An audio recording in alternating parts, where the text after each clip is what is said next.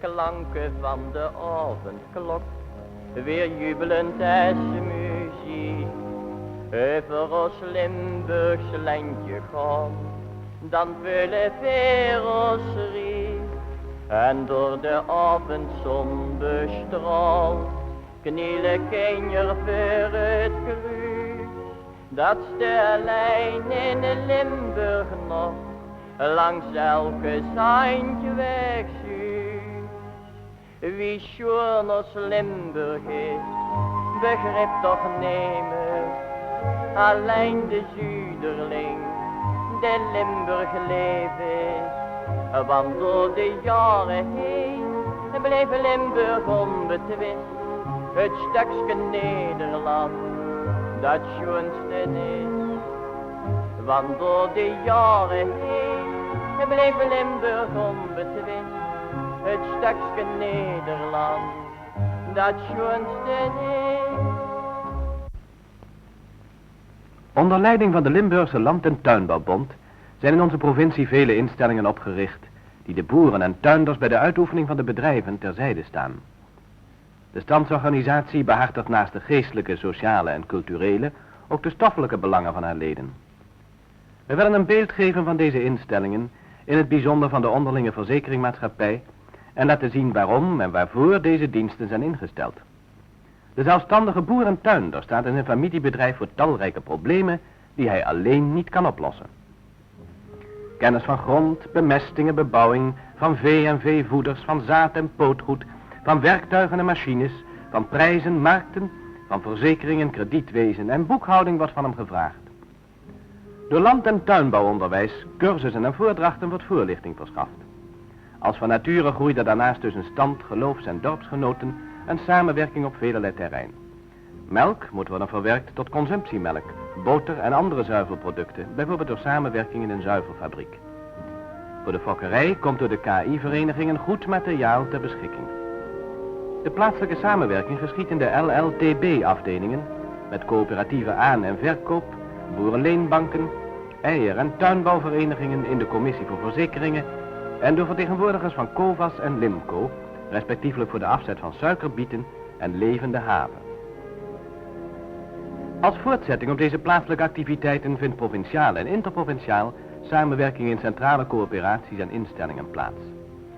Jaarlijks worden tienduizenden varkens, runderen enzovoorts door LIMCO afgenomen en zo nodig in slachterij en vleeswarenfabriek voor de verkoop verwerkt.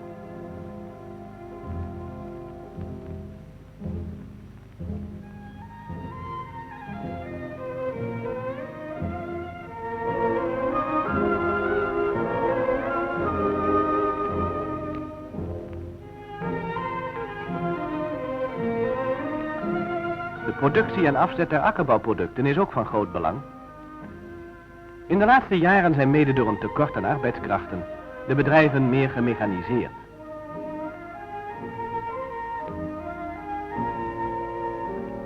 De paarden worden op vele plaatsen vervangen door tractoren en de maaimachine met combines vormt reeds een vertrouwd beeld in het landschap.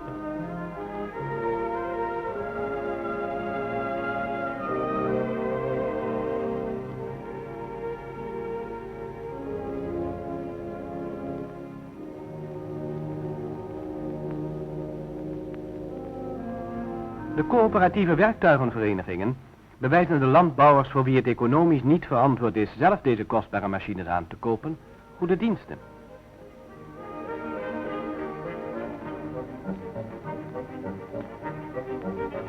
Voor aankoop van veevoeders, kunstmeststoffen, zaad en pootgoed, bestrijdingsmiddelen en andere bedrijfsbenodigdheden en de afzet der producten werken de leden via hun plaatselijke afdelingen samen in de coöperatieve centrale vereniging Landbouwbelang.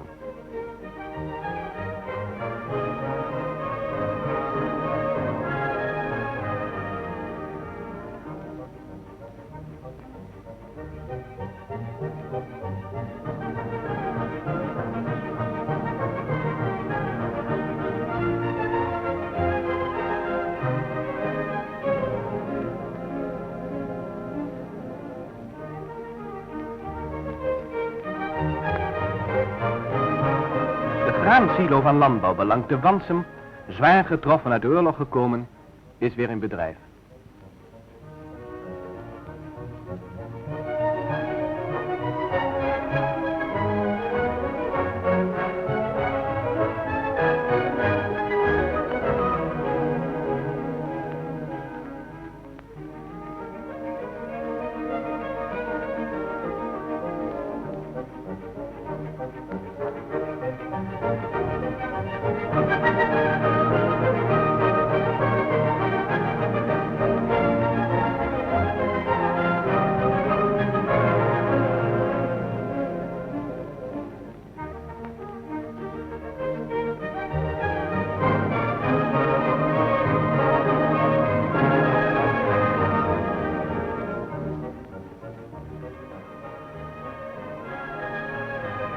Voor de afzet der eieren staan de CRE te Roermond en de CVV te Venlo ter beschikking, waarvan de CRE in 1954 nieuwe gebouwen heeft gesticht.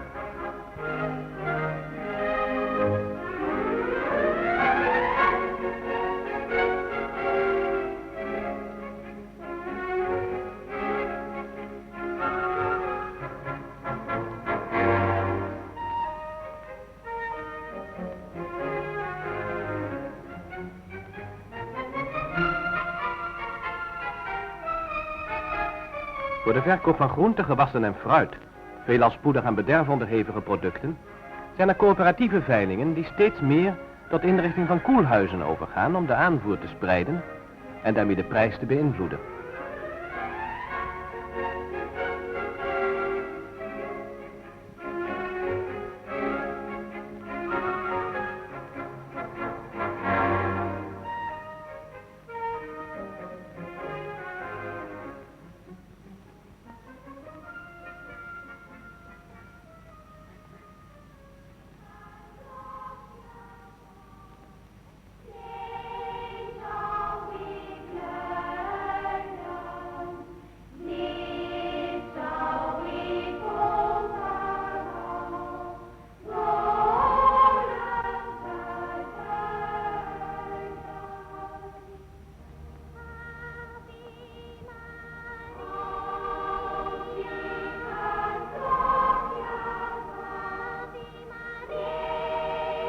Gods grootheid en goedheid, zo zichtbaar in de natuur, geeft boer en tuinder eerbied en liefde voor hem die wasdom geeft.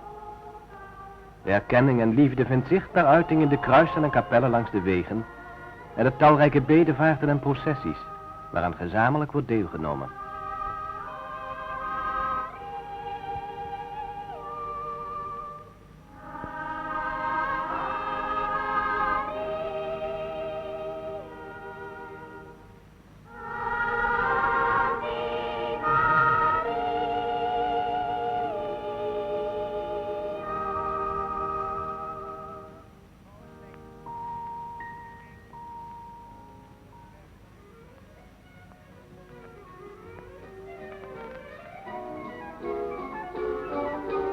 Zo bouwden boeren en tuinders door voortdurend verdere ontwikkeling, gestage arbeid en zorg en steeds nauwere samenwerking aan een zo groot mogelijke bestaanszekerheid met behoud van hun zelfstandigheid.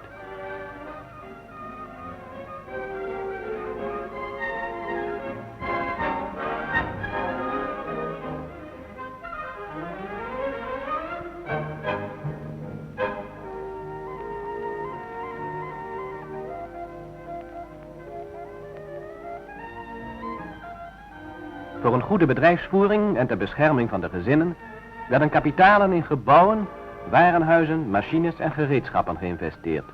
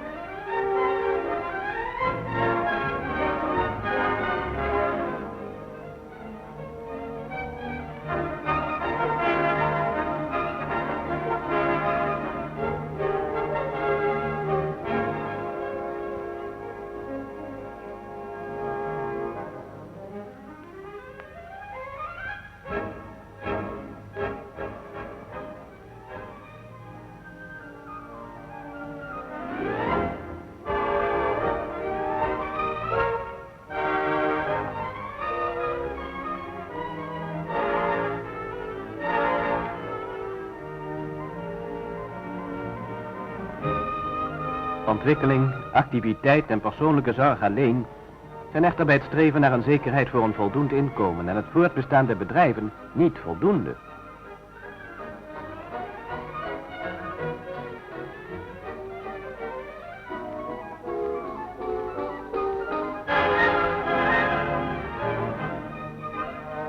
Er dreigen gevaren die de mens niet kan afwenden.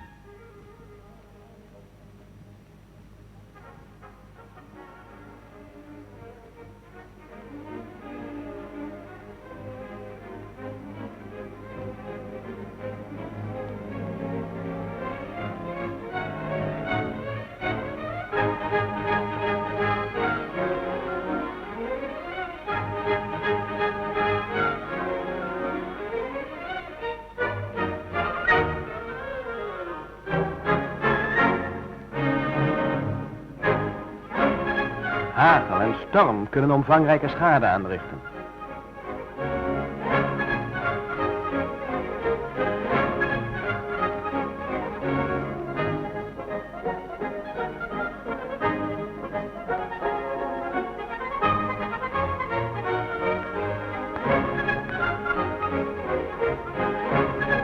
Op 20 juni 1898 vernietigde de hagel de gewassen over een breedte van 3 kilometer.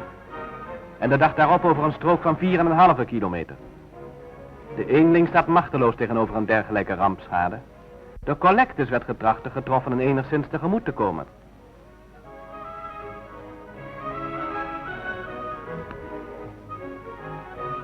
Dit risico bestaat nog.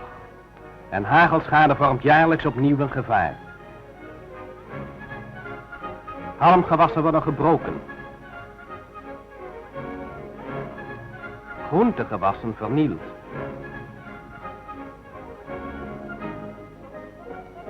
Hakvruchten beschadigd. En het fruit is bijzonder gevoelig voor hagelslag en verliest steeds aan kwaliteit.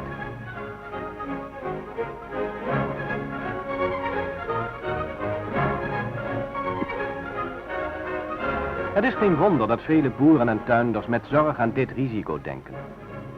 Is men niet verplicht maatregelen te treffen die mogelijk zijn om het gezin en het inkomen, have en goed te beschermen?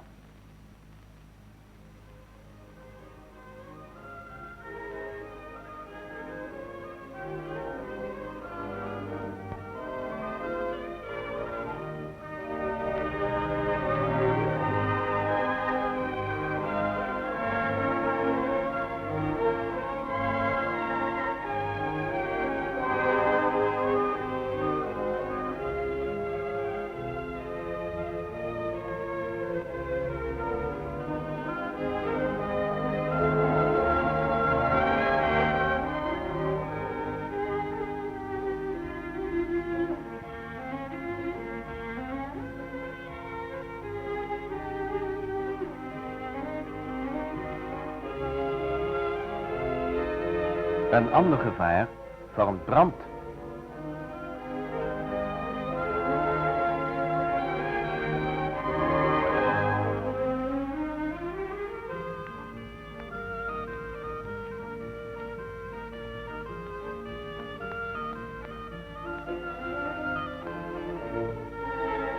Jaarlijks is er een miljoenenschade door brand in Nederland, ongeacht de bedrijfsschade.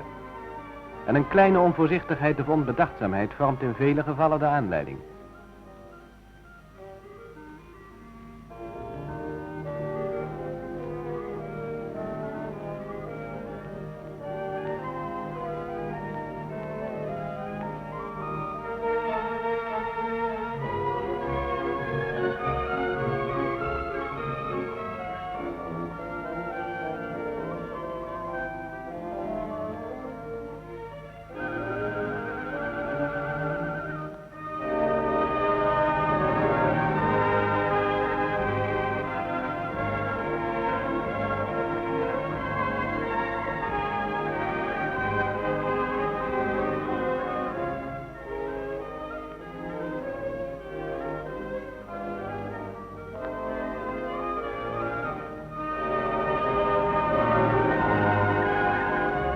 Dat gemiddeld per jaar in Nederland 30 mensenlevens en 300 gewonden door brand te betreuren zijn, is nog veel erger.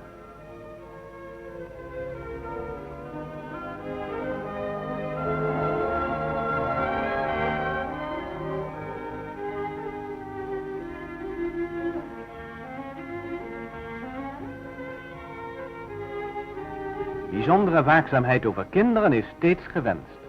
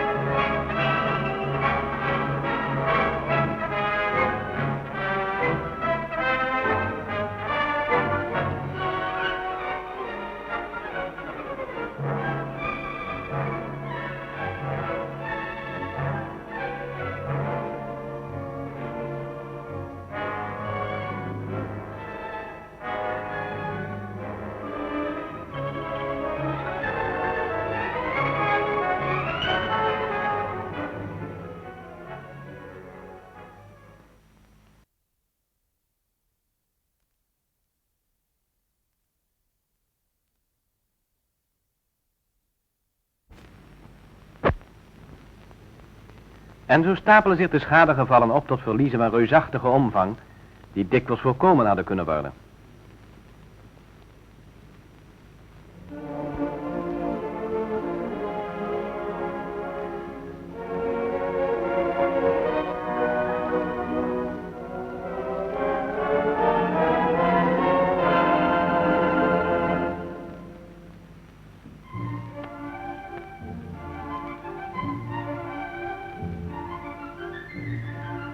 Om schade te voorkomen is voorzichtigheid bij het drogen van wasgoed noodzakelijk.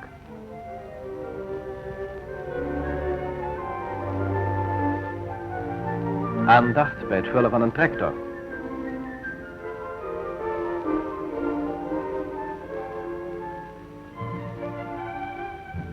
Slechte schakelaars en slechte leidingen vormen een gevaar voor kortsluiting. Elektrische draden moeten in orde zijn.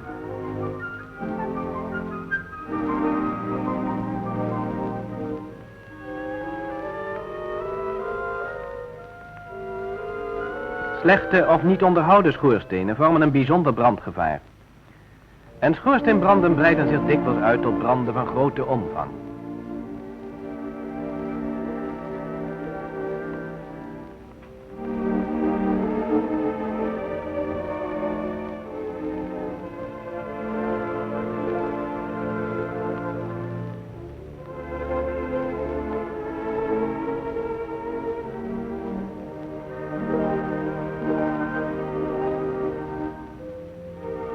Kachels moeten voor de nacht gesloten worden om te voorkomen dat uitvallende vonken tot brand leiden.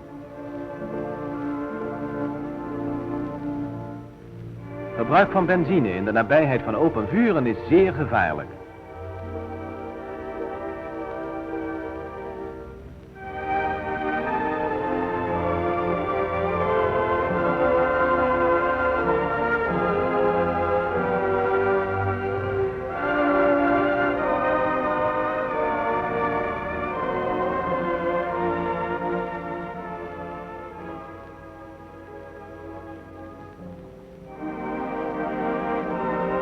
Ook in de schuur hoort geen vuur.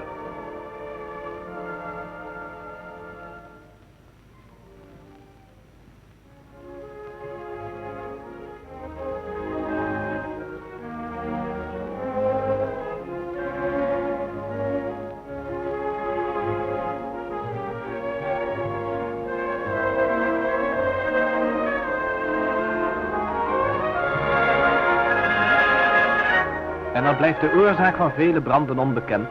Er kan veel schade en leed worden voorkomen door voorzichtigheid met rookartikelen.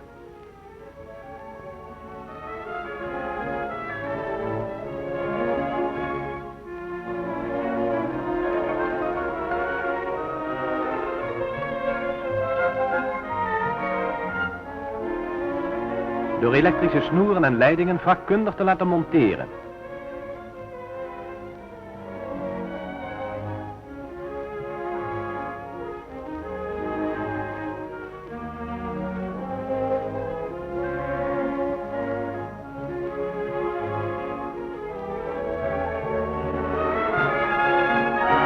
Benzine alleen in de open lucht te gebruiken.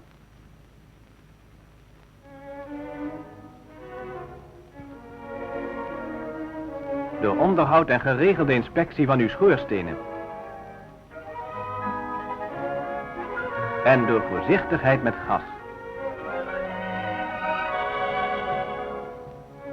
Bij het begin, maar ook bij een brand van enige omvang, is bestrijding met brandblusapparaten nog met succes mogelijk.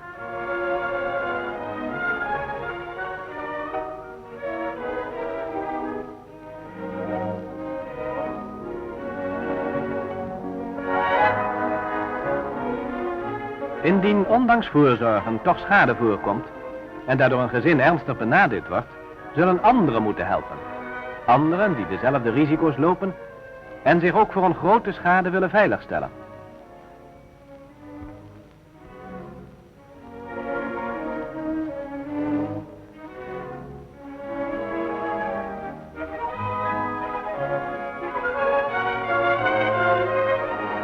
Een vervanging van het bezit is natuurlijk alleen mogelijk wanneer men zijn oude bezit verzekerd had overeenkomstig de werkelijke waarde van dit moment.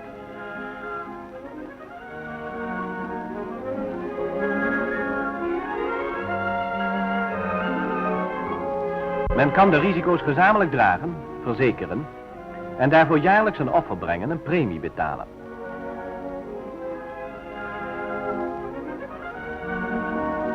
In een onderlinge verzekering worden de voorwaarden waarop de risico's gezamenlijk worden gedragen door de verzekerden zelf middels hun bestuur vastgesteld. Door deskundigen uit hun midden worden taxateurs aangewezen, die van gewassen en bedrijven kennis hebben en die bij de schadevaststelling de plaatselijke verzekeringscommissie inschakelen.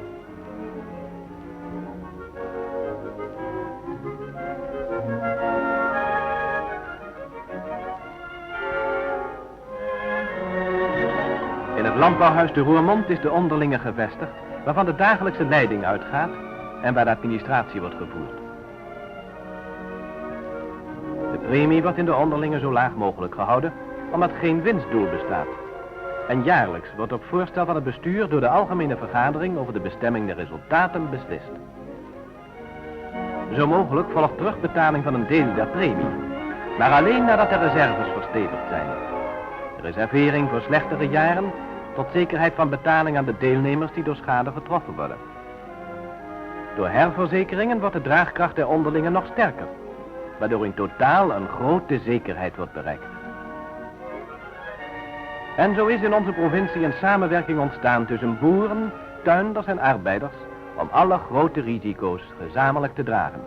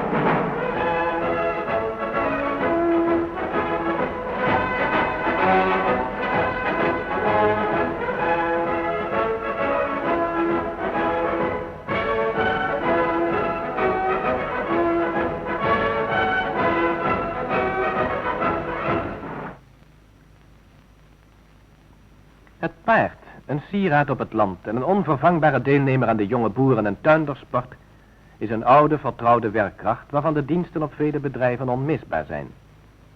Door ontijdige sterfte van paarden wordt het bedrijf financieel getroffen. De OVM verzekert paarden, rundvee en varkens en biedt plaatselijke onderlingen de mogelijkheid een gedeelte van het risico over te dragen.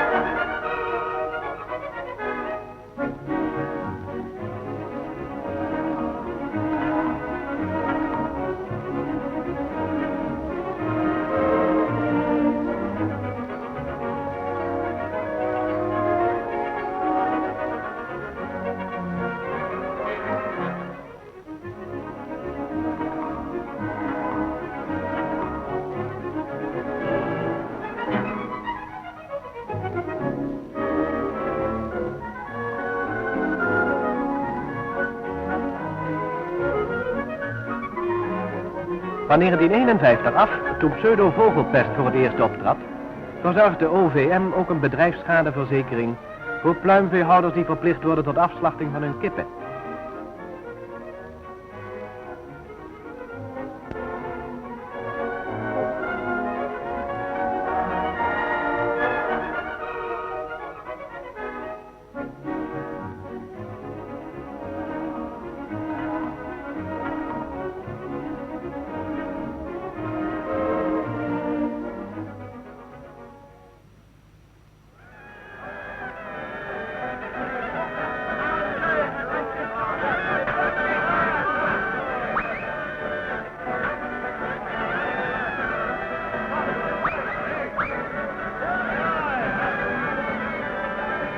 Naast de ontspanning van de gezonden op kermissen, een beeld van de ziekenverpleging.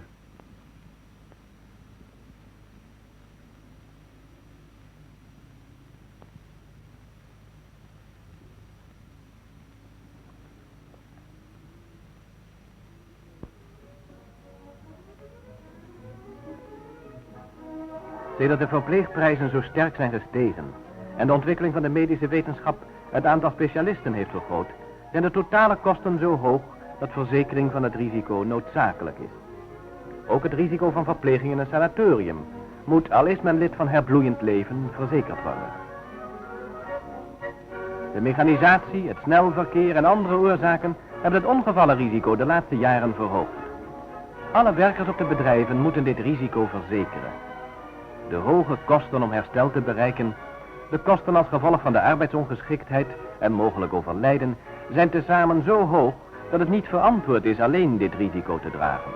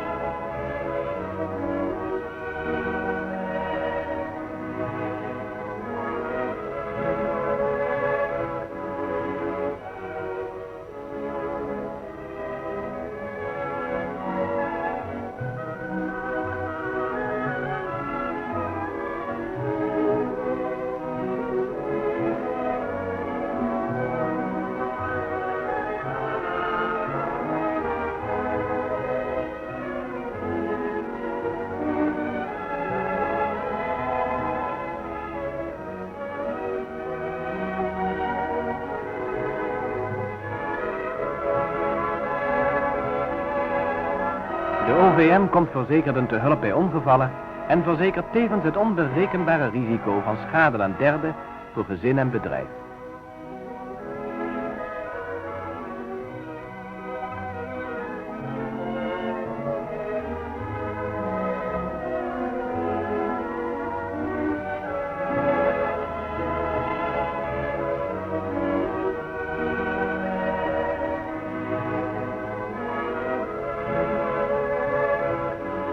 Ook het risico van schade aan derden door alle motorvoertuigen wordt door de OVM verzekerd.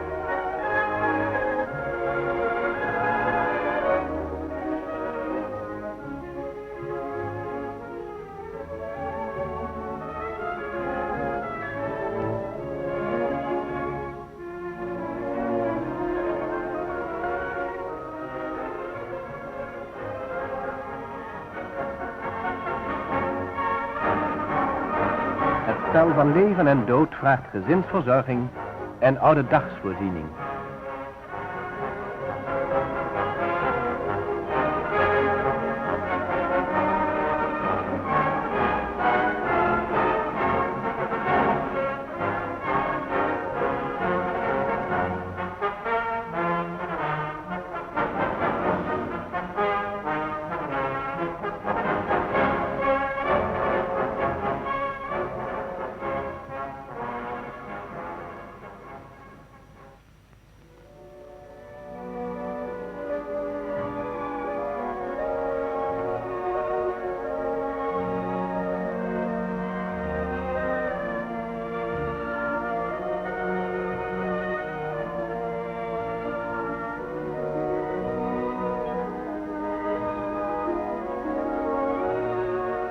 Eigen levensverzekeringsmaatschappijen voor de boeren, tuinders en arbeiders staan ter beschikking.